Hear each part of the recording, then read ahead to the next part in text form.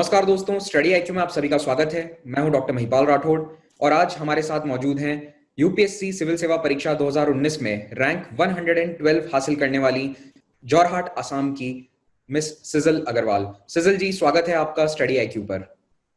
Thank you so much.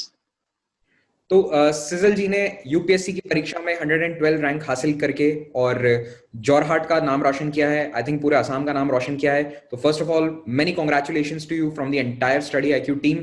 और सिजल जी, आज आप हमारे श्रोताओं को ये बताइए कि आप कहाँ से हैं? जोरहाट से ही हैं? कहाँ से आपने प्रिपरेशन अपनी करी है? स्कूल एजुकेशन, कॉलेज एजुकेशन, थोड़ा सा अपने फैमिली बैकग्राउंड, इन सब बातों के बारे में हमें बताइए। जी, तो मैं जोरहाट असम से बिलोंग करती हूँ और मैंने अपनी स्कूलिंग यहीं जोरहाट में की है, कामल कॉन्वेंट से। और उसके बाद हायर सेकेंडरी भी मैंने यहीं कंप्लीट किया और फिर मैंने ग्रेजुएशन यूनिवर्सिटी ऑफ दिल्ली से करी है, बीकॉम ऑनर्स में from lady Shri Ram college for women. और उसके बाद मैंने अपनी post graduation degree M Com marketing में करी है, दिल्ली स्कूल ऑफ इकोनॉमिक्स से। And along with that I was always preparing for civil services. Okay, okay. मैंने ये सुना है कहीं से कि आप लेडी श्री राम कॉलेज में टॉपर रही हैं throughout your all the semesters. Is it true कि आपने हर सेमेस्टर में टॉप किया है? Yes, that is true. And obviously, I was a university rank holder once I got my bachelor's degree. Okay, okay. तो आपने bachelors के बाद masters के साथ साथ प्रिपरेशन शुरू कर दी थी या फिर मास्टर्स खत्म करने के बाद आप यूपीएससी की प्रिपरेशन में आए? मैंने बैचलर डिग्री करके एक्चुअली काफी गैप लिया सिविल सर्विसेज के लिए। तो 2014 में मैंने अपनी बैचलर डिग्री कंप्लीट करी और उसके बाद मैंने एक साल कोचिंग करी सिविल सर्विसेज के लिए। और फिर 2016 में मैंने अपना पहला अटेम्प्ट लिया था और ever since I have been doing self study only. और 2018 में फाइनली 3 अटेम्प्ट्स के बाद when I did not clear the exam, I thought I had read well until then. तो फिर मुझे लगा कि I could manage doing my post-graduation degree and preparing for civil. So 2018 में I joined a PG degree, which I've just recently completed. And फिर आपने अपना fourth attempt along with masters आपने अपीयर किया और Yes, आपने I took it along with masters. Right, right.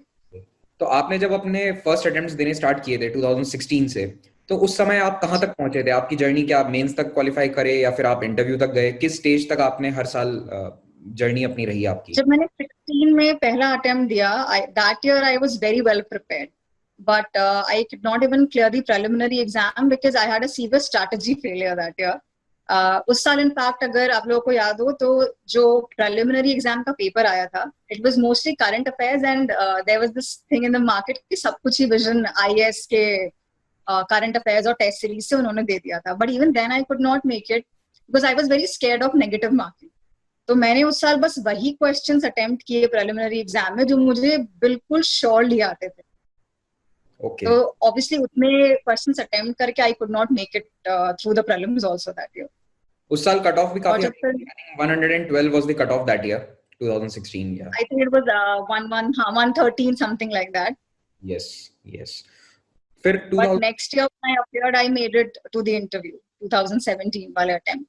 Okay, but you could not get in the final list. तो उसके बाद आपको या ये नहीं लगा कि सिविल सर्विसेज की प्रिपरेशन छोड़ के मैं जॉब स्टार्ट कर दूं? आप टॉपर रही हैं, obviously you would have gotten good offers from the market for work. नहीं, मुझे ऐसा बिल्कुल भी नहीं लगा because civil services very truly speaking was the only calling of my heart. Even though I was a university rank holder, ना तो मैं एमबीए करना चाहती थी ना मैं सीए में जाना चाहती थी, civil services was the only thing that I actually wanted to do. तो 2 अटेम्प्ट्स के बाद भी I was like I never wanted to look back in life and regret that I did not push hard enough. और जब attempts थे मेरे पास तो I obviously wanted to try harder. Okay, okay. तो 2018 का जो आपका अटेम्प्ट था, उसमें आपका जर्नी कहाँ तक गया? प्रीलिम्स, मेंस या फिर इंटरव्यू तक? फिर से थर्ड अटेम्प्ट जो आपका है। now what happened was जब 2017 में मैंने पर्सनालिटी टेस्ट दिया तो मेरा interview was in the last slot. So that year April 20th को मैंने इंटरव्यू दिया और 25th को रिजल्ट्स डिक्लेयर हुए and the preliminary exam was supposed to be held in June. तो I had a month's time to prepare and obviously मैं बहुत अच्छे से प्रिपेयर्ड नहीं थी but I thought I could try. तो फिर वही हुआ, that attempt was actually wasted क्योंकि मैंने फिर से प्रीलिम्स क्वालिफाई नहीं किया फिर 2018 वाले अटेम्प्ट में। Okay, okay. तो आपने अपनी तैयारी में किन एस्पेक्ट्स के ऊपर फोकस रखा? मेंस के लिए आप किस तरह से प्रिपेयर करती थी? Did you join any test series या फिर आप सेल्फ क्वेश्चन प्रैक्टिस करती थी घर पे? How did you go about your mains strategy? See, very frankly speaking, I've never joined any test series. That's because मुझे हमेशा से लगा कि पहले अपने strong और weak points पता होने चाहिए. So I was always good with answer writing. I had a good writing speed as well. Time management में problem नहीं होती थी. तो मैंने कभी भी कोई टेस्ट सीरीज अप्लाई नहीं करी. मैंने खुद से जो प्रैक्टिस किया वो भी I wrote very few answers. So I thought कि directly एग्जाम में बैठूंगी तो हो जाएगा मुझसे. But means में ये था that I actually read very widely, read because I wanted to learn, not just because I was to appear for an exam. तो मैंने कभी भी ऐसा नहीं किया that I limited myself to reading only standard books या कुछ magazines, newspapers, because that I believe does not give you an edge in the exam, क्योंकि वो तो सभी लोग पढ़ते हैं. So I read very extensively for mains. Okay, can you give us an example of what this extensive reading entailed? कुछ Okay, like I'll tell you that. Yeah, so like I'll tell you that I took philosophy as my optional subject. Although मेरा background पूरा का पूरा commerce में है, so that subject I had to build from scratch, and doing it for civils was not a joke. तो जब मैंने philosophy पढ़ना शुरू किया, तो every possible material I could lay my hands on, whether there were books, articles, internet पे, or there were notes from a coaching center, or there were friends' notes. I read every possible thing that I laid my hands on. So that way, that is why I actually claim and say that I read very extensively. Okay. लेकिन आपको कभी ऐसा नहीं लगा कि आपने test series नहीं join करी या फिर आंसर राइटिंग प्रैक्टिस की कमी कहीं रह गई आपके? तो 2019 के अटेम्प्ट के लिए भी आपने कुछ चेंजेस किए या फिर सेम स्ट्रैटेजी फॉलो करी जो आप पहले कर रहे थे? जब मैंने अपनी मार्कशीट देखी अपने 17 वाले अटेम्प्ट में, I had scored very well in general studies, which obviously indicated कि मेरे आंसर राइटिंग में फॉल्ट नहीं था. I fared poorly in philosophy, which means that I needed to rectify what I was doing in my optional. So the corrections I made were basically concerning the ethics paper and philosophy. But overall, फिर भी मैंने कोई test series join नहीं करी, ना मैंने ज्यादा answer writing करी. But I would not recommend this for everybody, क्योंकि ये सेल्फ एनालिसिस पे बेस्ड है. बिल्कुल ये आपकी स्ट्रैटेजी है. This is a very personalised strategy, but since you have got 112, the world deserves to know what you did. Maybe it helps somebody, we hope. Sijal ji, online sources के बारे में आपका क्या कहना है? Did you use online resources while your preparation was going on, या फिर आप सिर्फ किताबों पे या फिर जो प्रिंटेड मटेरियल है उस पर आप उस पर फोकस रखती थी? See, first of all, I am very, very grateful to the Study IQ platform. It is a great initiative, and I am very thankful to the entire team behind it, because obviously Study IQ, it gives us a bird's eye view of various aspects. So when I started preparing in 2014, तब online platforms का इतना trend नहीं था. That was basically mostly based on books. But gradually जितनी internet penetration हुई, लोगों ने बहुत रिसोर्ट किया. ऑब्वियसली मैंने भी अपनी प्रिपरेशन में यूज किया. तो मैगजीन्स से लेके और यूट्यूब प्लेटफॉर्म से लेके every possible material and sources I have used from internet. So online platforms, I guess insights on India एक वेबसाइट है जो मैंने बहुत ज्यादा रेफर करी है. उसके अलावा टेस्ट सीरीज के लिए मैंने बहुत डाइवर्सली इंटरनेट यूज किया है. और किसी भी चीज की कॉन्सेप्चुअल क्लैरिटी, करंट अफेयर्स के इश्यूज कवर करने के लिए I would always fall back on internet. Okay. और आपने अपनी तैयारी कहाँ से करी है? Were you staying in Delhi the entire time और you were in Jorhat, Assam? Once I completed my coaching, I came back to my hometown in Jorhat, and because I had to join my PG degree, so in 2018 I went back to Delhi. Okay.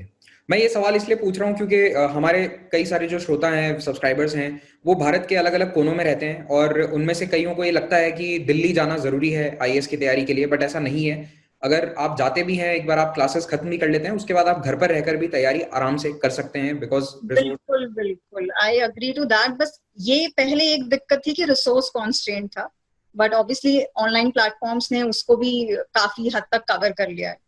सो अब मुझे भी ऐसा नहीं लगता कि दिल्ली जाके prepare करना जरूरी होता है. ओके. आपका इंटरव्यू एक्सपीरियंस कैसा रहा? क्या इंटरव्यू में आपसे कुछ अलग तरह के सवाल पूछे गए, कोई out of the world questions पूछे गए थे?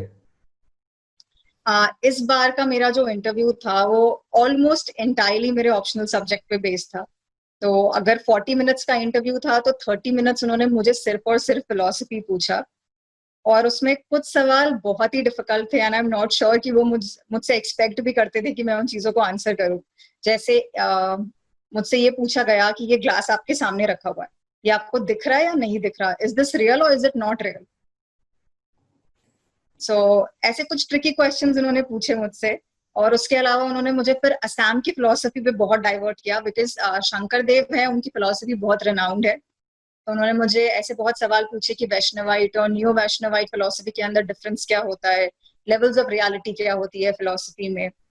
So it was very highly based on my optional subject. Okay okay, यानी कि जो भी एस्पिरेंट्स इंटरव्यू तक जा रहे हैं तो दे शुड बी केयरफुल कि अपने ऑप्शनल को नेग्लेक्ट ना करें, they should read up their optional thoroughly. ऐसा नहीं है कि मेंस के बाद वो कोई काम नहीं आता है ऑप्शनल। बिल्कुल बिल्कुल।